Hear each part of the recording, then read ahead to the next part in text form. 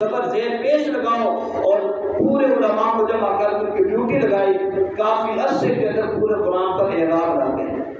کہہ سبحان اللہ. حجاج بن یوسف جب یہ کام کروا رہا تھا، اس کے بعد چند لوگ ایک وفد آئے یہودیوں کا. یہودیوں نے آ کر کہا کہ حجاج کارنامہ تو بہت بڑا کر رہا ہے، اللہ کی کتاب کے اندر تمہیں اعراب لگوائے، بڑا اچھا کام، ایک کام ہمارا بھی کرتے ہیں.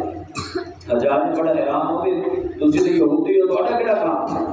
یہودیوں نے کہا کہ قرآن پاک کے اندر اللہ نے ایک واقعہ بیان کیا ہے حضرت موسیٰ اور حضرت خضر کا. سورۃ کہف پڑھی ہے نا، اس کے اندر واقعہ آتا ہے موسیٰ اور خضر کا. حضرت خضر علیہ السلام سے ملاقات کرنے کے لیے موسیٰ علیہ السلام گئے تھے، کیونکہ اللہ جس کو چاہتا ہے علم دے دیتا ہے. خضر علیہ السلام کو اللہ نے بڑا علم سے نوازا تھا. موسیٰ بھی اللہ کے نبی ہیں. خضر علیہ السلام کے پاس علم حاصل کرنے کے لیے گئے تو وہ ان کے ساتھ ایک سفر کرنے کے لیے آگے گئے بستی کے اندر.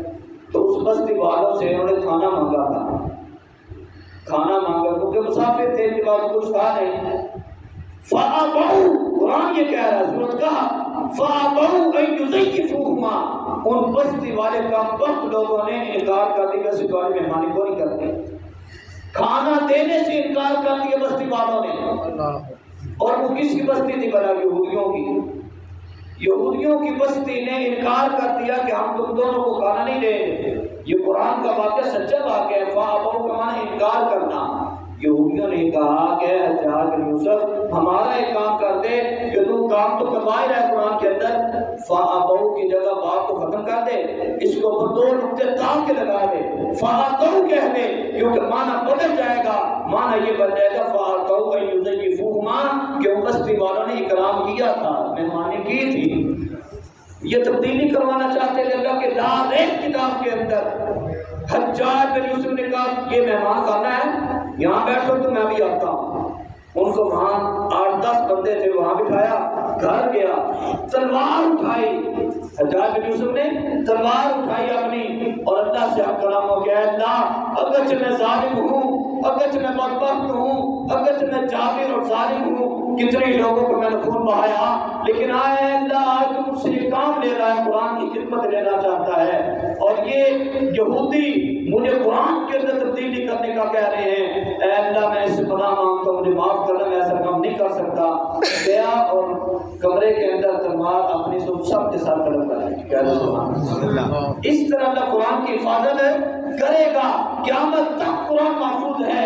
جو قرآن والے ہیں ان کی بھی حفاظت اللہ کرے گا، کہ جو قرآن کی خدمت کرنے والے اللہ ان کی بھی حفاظت کرے گا. سبحان اللہ. قرآن اور رمضان کا قیامت کے دن ہوگا. میرے پیارے آقا مدنی کریم علیہ السلام نے ارشاد فرما دیا کہ جب قیامت کا دن ہوگا لوگ اکٹھے ہوں گے، قرآن آ جائے گا، رمضان آ جائے گا.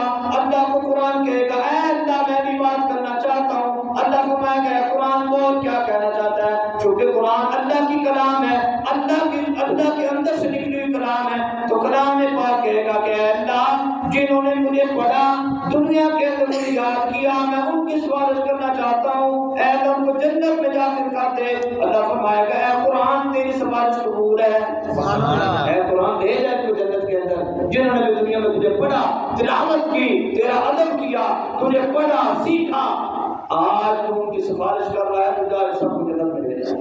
ادھر رمضان بھی کھڑا ہوگا، رمضان کا روزہ جو آپ سب نے ماشاءاللہ روزے رکھے، اور روزے رکھنا بہت بڑی عبادت.